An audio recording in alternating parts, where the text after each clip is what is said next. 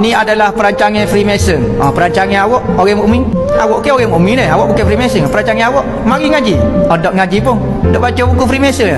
Tak usah tahulah perancangan orang kafir. Muka kerja dia siang malam. Kita orang Islam rancang lagu mana masjid boleh hidup, sembahyang boleh khusyuk. Hak tu betul. Kita kena cocok 18 dah pun kalau sembahyang khusyuk iman betul masuk syurga. Jadi siapa dia salah? Perancangan siapa dia sebenarnya? Ingat matlamat kita adalah berkenalan dengan Tuhan. Betul ibadat kita dengan Tuhan. Apa kita ditipu hidup-hidup orang kafir nak suruh lari daripada Allah? Semaya tak pergi betul akidah. Kita musalli dia mengaji tak ngaji. Freemason berapa putih dia macam ni. Ambo kena tahu, ambo tahu dah rahsia dajjal sini sebenarnya. Hok dia gini-gini. Pokok dia gini dah. Ditipu berlaku pok gitu. Gapo-gapo dia berlaku kena cocok 14 dah pun setara mana pun dah kita betul akidah masuk syurga. Hak ni kita bimbang takut tak kena cocok pun. Akidah kok sit ajalah. Nah. Hidup saya sesak sepanjang Covid ni. Ada tak doa yang boleh saya amalkan?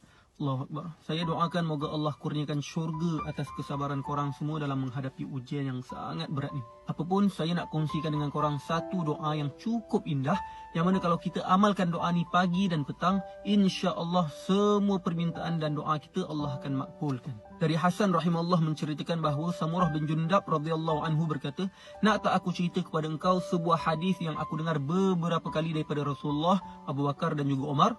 Aku berkata, "Beritahulah kami." Samurah berkata, "Barang siapa yang membaca di waktu pagi dan petang doa ini, Allahumma anta khalaqtani wa anta tahdini wa anta tut'imuni wa anta tasqini wa anta tumituni wa anta tuhyini." Barang siapa yang berdoa kepada Allah dengan kalimah-kalimah ini, maka pasti akan diberikan apa yang diminta. Hadis riwayat Tabrani dengan sanad yang hasan. Kalimah yang mudah untuk kita sama-sama amalkan setiap kali doa di pagi dan petang. InsyaAllah segala doa kita yang lain Allah akan makbulkan. Setiap ujian ada 3 tanda. Yang pertama, Allah masih sayang orang itu. Ujian bersamaan dengan rahmat dan kasih Allah. Ada orang yang tidak diuji, senang je hidup dia. Ada orang Allah bagi dia senang, sakit pun tak. Orang yang langsung tidak diuji oleh Allah ialah orang yang telah pun tidak dipandang oleh Allah Subhanahu Wa Taala. Itu bahaya. Ulama kata hati-hati, jangan sampai Allah tak uji langsung. Bukan kita minta mudarat dan bala, tetapi hati-hati apabila kita mendapati diri kita sepanjang tahun itu langsung tidak ada ujian daripada Allah. Apabila Allah benci kepada satu orang, maka Allah akan membiarkan dia membuat kejahatan. Dia tak taubat, dia tak rasa bersalah, dia tak taubat, Allah dah terlampau benci dekat dia. Buatlah apa saja kejahatan, nanti kamu akan disiksa dengan teruk, seperti mana yang ditimpakan kepada manusia yang mengaku dia Allah, dia Tuhan, iaitu Fir'aun laknatullahi alaihi. Tuan dalam syurga tak ada lagi yang ibadat. Tuan-tuan bayanglah sekarang ni, tuan-tuan duduk dalam syurga, duit banyak, semua orang rumah besar, tak ada lagi siapa yang sakit lutut, sakit urat, darah tinggi, tak ada kolesterol, tak ada yang pakai si di sana sini, tak ada lagi yang kencing manis, semua sihat, semua kaya, semua mulia dan tiada ibadah. Zikir tak ada, umrah tak ada, haji tak ada, sedekah tak ada. Sesungguhnya ia adalah sebuah kehidupan untuk bersukaria, iaitulah kehidupan syurga. Oh, bukan dunia ni Ustaz, bukan. Hanya orang bodoh yang mengejar dunia dan menghabiskan saki-baki hidup yang Allah bagi untuk mengejar kemewahan dunia. Tempat seronok di mana? Di dalam syurga Allah. Siapa yang dengar azan, dia jawab macam mana Tok Muazzin, Tok Bilal azan, kemudian dia baca doa penutup, Allahumma rabbaha zihid da'wati tammati wassalatil qa'imah. Itu doa penutup. Kemudian dia tambah, dia minta dekat Allah supaya Allah bagi dekat aku, kata Nabi, satu tempat dekat akhirat yang tak tahu tempat tu siapa punya, tapi aku nak tempat tu. Nabi kata nama tempat tu ialah wasilah. Sebab tu bila kita doa lepas Allahumma rabbaha zihid da'wati tammati wassalatil qa'imah, kita sambung, kita kata apa? Ati, berikan Sayyidana Nabi kami Muhammadanil wasilata. Tu tempat tu. Nabi kata siapa dengar azan, jawab azan, doa penutup azan, minta dekat Allah supaya aku dapat wasilah.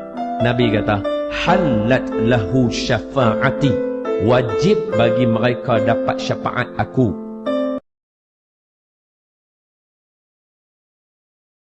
Orang itu, seseorang itu akan mati berdasarkan cara kehidupan dia. Kalau hari ini hidup dia dengan handphone sehari sampai 12 jam, 11 jam sehari pegang handphone, ini bukan contoh, ini fakta dan realiti. Sehari sampai 11 jam, 12 jam pegang handphone, sampai tak peduli ke anak, sampai tak peduli ke suami, sampai tak peduli ke rumah tangga, duk sibuk berniaga dengan handphone, sibuk dengan dunia sosial dia, maka dia akan mati dengan cara dia hidup. Dia akan mati dengan handphone tu lah, dia akan mati. Tenggelam dengan handphone tu, dengan media sosial, update tu, update ni, rakam yang tu, nak rakam yang ni, nak join yang tu, nak share yang ni, dia akan mati dengan cara tu. Tuan-tuan, ada manusia hari ni, walaupun isteri, tapi berbelas jam sehari dengan handphone tu. Banyakkanlah menyebut astaghfirullah. Banyakkanlah menyebut astaghfirullah. Sebut astaghfirullah datang daripada hati. Wahai Allah, ampunkanlah semua dosa-dosa yang lalu. Aku lemah, wahai Allah. Aku hamba-Mu, wahai Allah. Ya, aku melakukan dosa dan aku bersalah. Wahai Allah, aku tidak menzahirkan dosa aku di depan orang lain. Wahai Allah, aku bersalah. Wahai Allah, aku tidak akan kembali melakukan dosa. Itu yang kita kena faham apabila melakukan ataupun menyebut astaghfirullah. Kita semua solat setiap hari dan kita pun tahu berkenaan dengan solat itu pencegah kepada perkara yang mungkar. Inna solata tanha 'anil fahsya wal munkar. Dan kita tahu solat ini membezakan kita, seorang muslim dan juga seorang kafir. Kita tahu semua itu. Tetapi dalam kita melakukan solat setiap hari, kita masih melakukan perkara yang mungkar. Apa yang menyebabkan solat tu tak menjadi solat yang mencegah pada perkara mungkar? Apa problem dia? So perkara ni juga disebut sebagai kenyanyukan spiritual. Kita sudah nyanyuk, sudah lupa tentang apa yang kita baca, apa yang kita sebut dengan Allah SWT. Kadang-kadang kalau macam kita pergi masjid, balik masjid tu, mungkin adik kita ke mak kita tanya, imam baca apa tadi kat masjid? Entah. Walaupun sebenarnya imam tu baca surah yang mudah je, Qul huwallahu ahad, Qul a'udzu birabbil falaq. Nak katanya kita sedang lupa dan kita lalai waktu kita semayang. Kita jadikan semayang itu sekadar sebagai rutin. Kita excited. Dia macam kalau macam orang yang mula-mula memandu kereta, dia akan excited. Tapi bila dah 5 tahun dia drive, dia dah tak rasa excited untuk bawa kereta. Itu yang boleh berlaku bila sambil bawa kereta pun boleh tertidur. Sebab dah tak ada rasa fokus. So itu yang berlaku ketika kita semayang. Bila kita cuma memandang semayang ni sebagai satu rutin yang kita ulang dan ulang tanpa ada makna lagi. So itu yang menyebabkan sembahyang kita hanya menjadi semayang ataupun ibadah daripada tubuh badan semata-mata, tetapi roh tu tak ada. Dia tak sampai.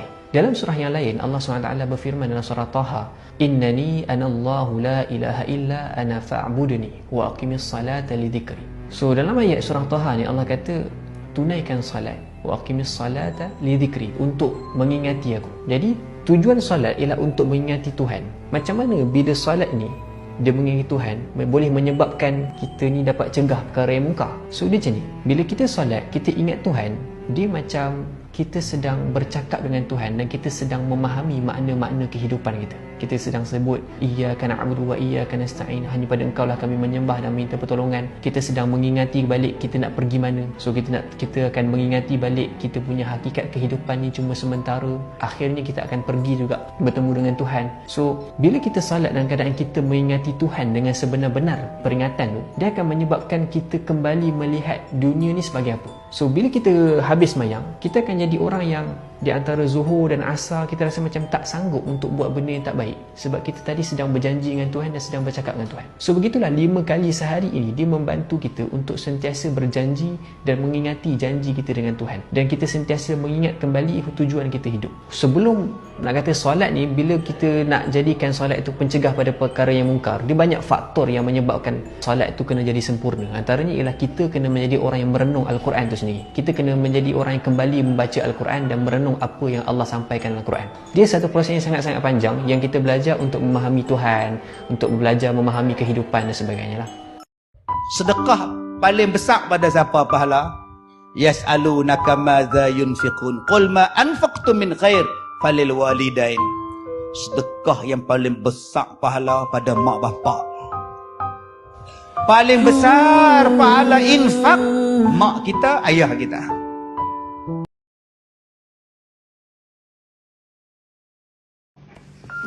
La ilaha illa anta subhanaka inni kuntu minaz zalimin. Antara hikmah membaca doa Nabi Yunus, pertama, dalam doa ini sendiri kita memuji Allah. Yang kedua, dikurniakan keampunan, dikurniakan kekuatan untuk menghadapi ujian, dimakbulkan permintaan dan dikeluarkan dari segala kesulitan. Bila Allah uji kita, bantuan Allah tu akan datang dalam pelbagai cara. Contohnya Allah akan hantar orang untuk tolong kita. Tapi bila kita dalam situasi macam kisah Nabi Yunus yang kita tahu tak ada makhluk boleh tolong, maksudnya Allah nak kita bercerita dekat dia, luahkan apa yang kita pendam, menangis dekat Allah. InsyaAllah hati akan lebih tenang selepas tu. Assalamualaikum, salam Jumaat. Jangan lupa banyakkan selawat. Allahumma salli ala Sayyidina Muhammad wa ala ali Sayyidina Muhammad.